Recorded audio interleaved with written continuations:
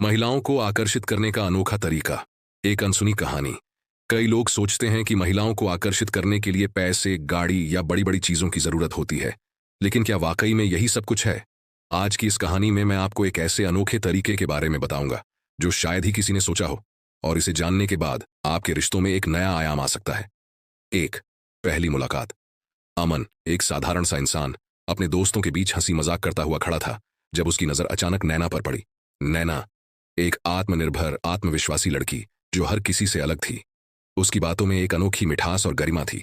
अमन उसे देखते ही मानो खो गया था, लेकिन उसने सोचा, मुझ जैसे साधारण इंसान में ऐसा क्या है जो उसे पसंद आएगा। यही सोचते हुए उसने मन ही मन एक फैसला लिया। दो, सच्चाई का महत्व। अमन ने नैना से बात करने के लिए एक तरीका अपनाया, सच्चाई का। उसने ना तो किसी दिखावे का सहारा लिया, न ही खुद को बेहतर दिखाने की कोशिश की। हर बात में सच्चा और सरल बना रहा।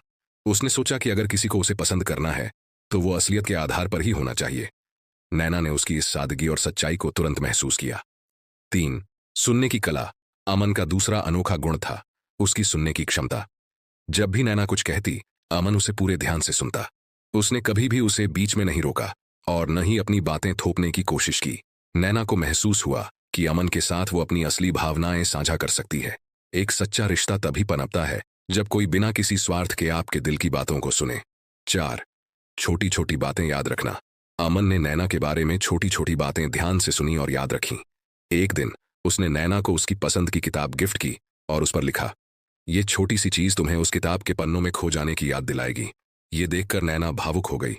अमन के ये छोटे छोटे इशारे नैना के दिल में गहरे उतरते गए। पांच, अपने बारे में भी खुलना। अमन ने केवल नैना को सुनना ही नहीं, बल्कि अपने बारे में भी उसे सच्चाई से बताया। उसने अपने संघर्षों और कमजोरियों के बारे में ईमानदारी से बात की। ये देखकर नैना को महसूस हुआ कि अमन न केवल एक समझदार इंसान है, बल्कि ऐसा साथी भी है जो दिखावे में विश्वास नहीं रखता। उसने अपने जीवन के बारे में खुले दिल से बात की और यह सच नैना को और आकर्षित कर गया।